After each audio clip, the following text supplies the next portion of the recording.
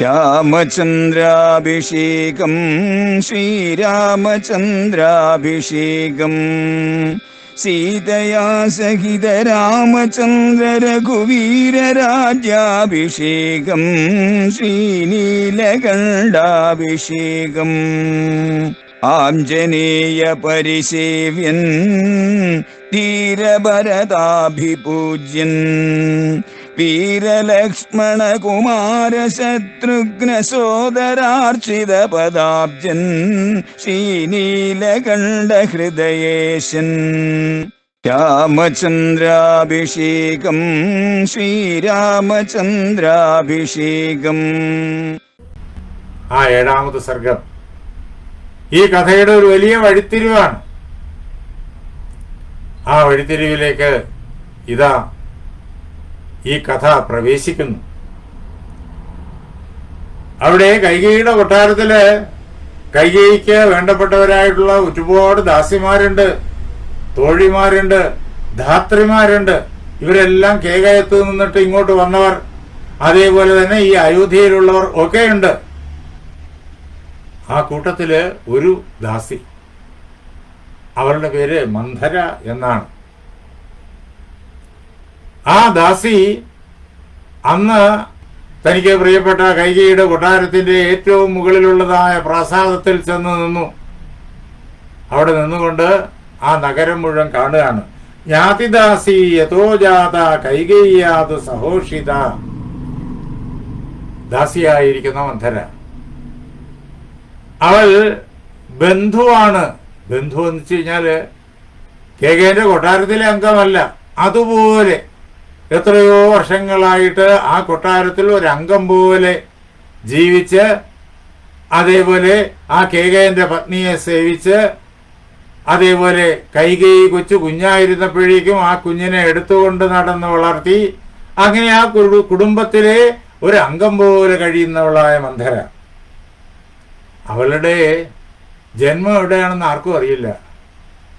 അവളുടെ മാതാപിതാക്കൾ ആരെന്ന് ആർക്കും അറിയില്ല. അവളുടെ കുടുംബ പശ്ചാത്തലം എന്താണെന്നും ആർക്കും അറിയില്ല. അങ്ങനെയുള്ളതായ ആ മന്ധര പ്രാസാദം ചന്ദ്രസങ്കാശം, ചന്ദ്രനെ പോലെ മനോഹാരിതയോടുകൂടി ശോഭിക്കുന്ന കൈകേയിയുടെ കൊട്ടാരത്തിന്റെ മുകളിലുള്ളതായ ആ മട്ടുപാവില് ആര്യരോഹ എതിർച്ചയ യാദൃച്ഛികമായിട്ട് അവിടെ ചെന്നു.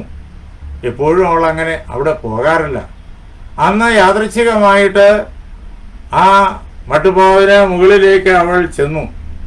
അവിടെ നിൽക്കുമ്പോഴേക്കും അതിനു മുമ്പ് ആ നഗരത്തിൽ കണ്ടിട്ടില്ലാത്തതായ വലിയ ഉത്സവം അവിടെ നടക്കുന്നു. ഉത്സവത്തിന് എന്താ കാരണം? പ്രത്യേകിച്ചൊരു കാരണവുമില്ല. ഉത്സവമെല്ലാം വിശേഷ ദിവസങ്ങളിലാണല്ലോ സംഭവിക്കുക. വിശേഷ ദിവസങ്ങൾ പണ്ടേ തന്നെ നിർണീതമാണ് എന്ന് മാത്രമല്ല, പിന്നെ വരുന്ന വിശേഷ ദിവസങ്ങൾ രാജാവിൻ്റെ ജന്മദിവസം തുടങ്ങി രാജവംശത്തിൻ്റെ പ്രധാനപ്പെട്ട ദിവസങ്ങൾ, അതൊക്കെ ഉത്സവ ദിവസങ്ങളാണ്. അങ്ങനെയുള്ള പ്രാധാന്യമൊന്നും ആ ദിവസത്തിനില്ല. പക്ഷെ അവിടെ അതിഗംഭീരമായ ഉത്സവം. ഇതുവരെ അങ്ങനെ ഒരു ഉത്സവം അയോധ്യയില് ഈ മന്ധര കണ്ടിട്ടില്ല. വന്നിട്ട് എത്ര നാളായി കഴിഞ്ഞിരിക്കുന്നു, എത്രയോ വർഷമായി കഴിഞ്ഞിരിക്കുന്നു. പക്ഷേ ഇത്ര ഒരു ആഹ്ലാദത്തിന്റെ വേലിയേറ്റം അവിടെ കണ്ടിട്ടില്ല. അവള് നോക്കി, സിക്ത രാജപഥാം കൃത്സനം പ്രകീർണ കമലോത്പലാം. ആ രാജപഥങ്ങൾ മുഴുവൻ നല്ലവണ്ണം വെടിപ്പാക്കി. അവിടെ എല്ലാം തണുത്ത ജലം, സുഗന്ധിയായ ജലം, അതിൽ സുഗന്ധ ദ്രവ്യങ്ങളെല്ലാം ചേർത്ത് സുഗന്ധിയായ ജലം അവിടെ നിന്നെല്ലാം നനച്ച്, അതേപോലെ തന്നെ താമരപ്പൂക്കളും, അതേപോലെ നീലത്താമരപ്പൂക്കളും, അതുപോലുള്ളതായ വിവിധങ്ങളായ പുഷ്പങ്ങളും എല്ലാം ആ മുറ്റങ്ങളില്, അതേപോലെ തന്നെ ആ രാജപഥങ്ങളിലെല്ലാം വിതറി. ആ കെട്ടിടങ്ങളിലെല്ലാം പതാകകൾ ഉയർത്തി. എല്ലാ വീടുകളിലും പതാകാഭ്യർ വരാർഹാഭി ധ്വജൈശ്ച സമലങ്കൃതാം. അയോധ്യ മുഴുവൻ അങ്ങനെ അലങ്കൃതമായിരിക്കുകയാണ്. എല്ലാ വീടുകളിലും കൊടിമരങ്ങൾ. ആ കൊടിമരങ്ങളിലെല്ലാം കമനീയമായിട്ടുള്ള പട്ടുവസ്ത്രത്തിൽ നിർമ്മിച്ചതായ പതാകകൾ, ആ അയോധ്യയുടെ ചിഹ്നമായിരിക്കുന്ന, അയോധ്യയുടെ പ്രതീകമായിരിക്കുന്ന പതാകകൾ, അവയെല്ലാം ഉയർന്നിങ്ങനെ പറക്കുന്നു. വിവിധങ്ങളായ തോരണങ്ങൾ എമ്പാടും ഇങ്ങനെ ആകാശത്തെ പ്രകാശിപ്പിച്ചുകൊണ്ടിട്ട് ഇങ്ങനെ കാറ്റത്ത് പറന്നുകൊണ്ടേയിരിക്കുന്നു, ചലിച്ചുകൊണ്ടേയിരിക്കുന്നു. ഇങ്ങനെയുള്ള ആ മനോഹാരിത എന്തുകൊണ്ട് എന്ന് മന്ധര ചിന്തിച്ചു പോയി. ആ അവസരത്തിൽ ആളുകൾ കൂട്ടം കൂട്ടമായിട്ട് ആ രഥ്യകളിലൂടെ സഞ്ചരിക്കുന്നു. പലരുടെയും കയ്യില് മാല്യങ്ങൾ, അതേപോലെ തന്നെ മധുരപലഹാരങ്ങൾ, മാല്യമോദകഹസ്തൈശ്ച, മാലകളും മധുരപലഹാരങ്ങളും, മധുരപലഹാര വിതരണം നടക്കുകയാണ്. എന്ന് മാത്രമല്ല, ഓരോ ആളുകൾക്കും മാലകൾ, മനോഹരങ്ങളായ മാലകൾ ഇങ്ങനെ ജനങ്ങള് വിതരണം ചെയ്തുകൊണ്ടിരിക്കുകയാണ്. ഇതെല്ലാം ആളുകളുടെ കയ്യിലിരിക്കുന്നു. ഇവയൊക്കെ ആയിട്ട് ആളുകൾ ഇങ്ങനെ കൂട്ടം കൂട്ടമായിട്ട് അവിടെ എല്ലാം സഞ്ചരിക്കുന്നു.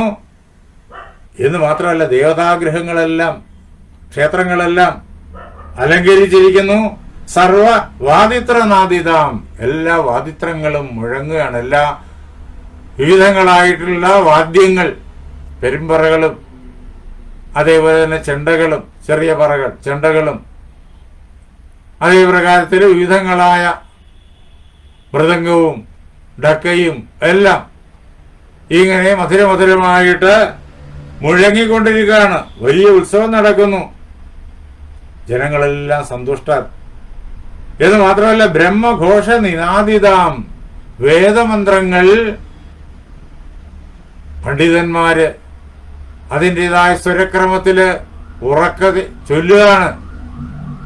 അങ്ങനെ അനേകം ആളുകൾ ഒരുമിച്ച് വേദമന്ത്രങ്ങൾ ചൊല്ലുമ്പോഴേക്കും അത് അന്തരീക്ഷത്തിൽ ഉണ്ടാക്കുന്നതായ പവിത്രമായ ആ അനുഭൂതി, അത് അയോധ്യയെ മുഴുവൻ ആഹ്ലാദദായകമാക്കി മാറ്റിയിരിക്കുന്നു. എന്ന് മാത്രമല്ല, ആനകളെല്ലാം അലങ്കരിച്ച് വഴികളിൽ കൃത്യമായ അകലങ്ങളിൽ ഇറക്കി നിർത്തിയിരിക്കുകയാണ്. രഥങ്ങളെല്ലാം അലങ്കരിച്ച് കൃത്യമായ മനോഹരമായ രീതിയിൽ ആ രഥ്യകളില്, ആ മാർഗങ്ങളില് നിർത്തിയിരിക്കുകയാണ്. കുതിരകളും അതേ പ്രകാരത്തിൽ തന്നെ അലങ്കൃതമായിട്ട് അവിടെയെല്ലാം അണിനിരത്തപ്പെട്ടിരിക്കുന്നു. ഇങ്ങനെയുള്ളതാണ് ഈ വിശേഷങ്ങളെല്ലാം കണ്ടിട്ട് അവള് എന്തുകൊണ്ടാണ് ഇതൊക്കെ സംഭവിക്കുന്നത് എന്ന് അറിയാനുള്ള ആഗ്രഹം. അയോധ്യാം മന്ധരാ ദൃഷ്ട പരം വിസ്മയമാകത. ഈ പ്രകാരത്തില് ആ അയോധ്യയെ കണ്ടിട്ട് മന്ധര അങ്ങേയറ്റം അത്ഭുതപ്പെട്ടു പോയി. അയോധ്യ എന്നും ആനന്ദപൂർണമാണ്, അയോധ്യ എന്നും അലങ്കൃതമാണ്, സംശയമില്ല. പക്ഷെ ഇന്ന് അതിൽ നിന്നെല്ലാം വളരെയേറെ വ്യത്യസ്തമായിട്ട് ആനന്ദത്തിന്റെയും അലങ്കരണത്തിന്റെയും എല്ലാം ആധിക്യം. അതുകൊണ്ടാണ് വിസ്മയം ഉണ്ടായത്. അപ്പോഴേക്കും ആരോടാ ചോദിക്കുക? നോക്കി, അപ്പോഴേക്കും അടുത്ത രാമന്റെ കൊട്ടാരത്തില് ഉള്ള ഒരു ദാസി അതിലേ വരുന്നു. അവളോട് ചോദിക്കാമെന്ന് ഒരു നിശ്ചയമായിട്ട് അവൾക്ക് അറിയുമായിരിക്കണം. അതുകൊണ്ട് അവളോട് ചോദിച്ചു. ആ ദാസിയാകട്ടെ വളരെയേറെ അലങ്കൃതയായിട്ട് ആഭരണങ്ങളെല്ലാം അണിഞ്ഞ് പട്ടുവസ്ത്രങ്ങളെല്ലാം സവിശേഷമായി ധരിച്ചിട്ട് അവളിങ്ങനെ ആ രഥിയിലൂടെ നടന്നു വരികയാണ്. അപ്പൊ അധികം ദൂരെ അല്ലാതെ കണ്ടു. അപ്പോഴേക്കും മന്ധര അവളോട് ചോദിച്ചു, എന്താ ഇതിന് കാരണം എന്ന്. അപ്പൊ അവള് ആകെ സന്തോഷത്തിലാണ്. അതിമാത്രം പ്രഹർഷ കിം ജനസ്യാസ്യ ശംസമേ. ഇതാണ് മന്ധര ചോദിച്ചത്. വർദ്ധിച്ചതായിട്ടുള്ളതായ സന്തോഷം ഇവിടെ അയോധ്യ മുഴുവൻ നിറഞ്ഞിരിക്കുന്നു. ജനങ്ങൾക്ക് ഇത്രയേറെ സന്തോഷം ഉണ്ടാകാനുള്ള കാരണം എന്താണ്? അത് എന്നോട് പറയൂ എന്നാണ് മന്ധര ചോദിച്ചത്. എന്ന് മാത്രമല്ല, മഹീപതി ഇത്രയേറെ സന്തോഷം ആളുകൾക്ക് ഉണ്ടാകാൻ വേണ്ടിയിട്ട് എന്താണ് ചെയ്യാൻ പോകുന്നത് എന്നും ചോദിച്ചു. അപ്പോഴേക്കും ആ ധാത്രി മറുപടി പറയാണ്, വിധീര്യമാണ് ഹർഷേണ ധാത്രി ഇത് പരയാമുത.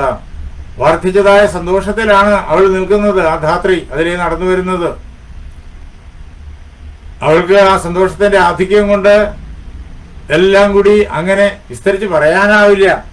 അപ്പോ സന്തോഷത്താൽ ഇങ്ങനെ ഹൃദയം അനിയന്ത്രിതമായി തുടിക്കുകയാണ്. അങ്ങനെയുള്ള തുടിക്കുന്ന ഹൃദയത്തോടു കൂടിയിട്ട് ശബ്ദത്തെയെല്ലാം നിയന്ത്രിച്ച് അവള് കുബ്ജയോട്, മന്ധരയോട് വരാൻ പോകുന്നതായ ഐശ്വര്യത്തെക്കുറിച്ച്, അയോധ്യയ്ക്കുണ്ടാകുന്നതായ ശ്രേയസിനെ കുറിച്ച് പറഞ്ഞു കേൾപ്പിച്ചു. അവൾ പറഞ്ഞത് ഇതാണ്: പുഷ്യേന ജിതക്രോധം യൗവരാജ്യേന ജാനഘം രാജാ ദശരഥോ രാമം അഭിഷേക്താഹി രാഘവം. നാളെ രാവിലെ പൂയം നക്ഷത്രം. അപ്പോഴ് മഹാരാജാവായ ദശരഥൻ ശ്രീരാമചന്ദ്രനെ യുവരാജാവായിട്ട് അഭിഷേകം കഴിക്കും. ആരാ ശ്രീരാമചന്ദ്രൻ?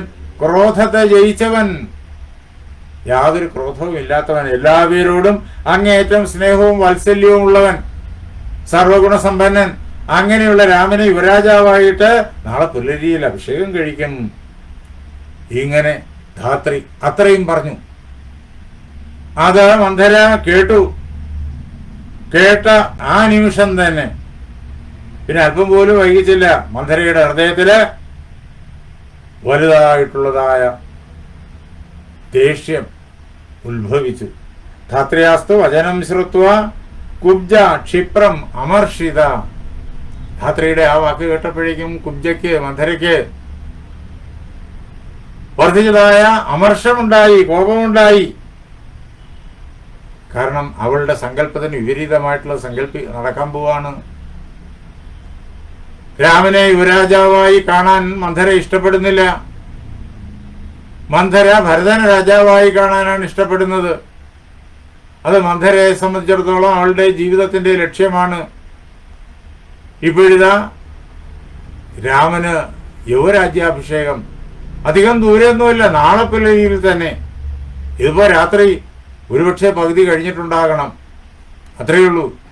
ഇനി അല്പസമയം മാത്രം പുലരാൻ. അതിനുള്ളിൽ താൻ ഏറ്റവും അധികം വെറുക്കുന്ന സംഭവം നടക്കാൻ പോവാണ്. ഇതിനെ തടയണം അവൾ ആഗ്രഹിച്ചു. ഇത് നടക്കാൻ അനുവദിച്ചുകൂടാ. അനുവദിച്ചു കഴിഞ്ഞാലോ കൈകേയിക്ക് ലഭിക്കേണ്ടതായ രാജാമാതാവ് എന്നുള്ള പവിത്രമായ ഉന്നതമായ അധികാരസ്ഥാനം അത് നഷ്ടപ്പെടും. താൻ കേകയത്തിൽ നിന്ന് ഇങ്ങോട്ട് വന്നിരിക്കുന്നത് കൈകേയിയുടെ സൗഖ്യങ്ങളെല്ലാം സംരക്ഷിക്കാനാണ്.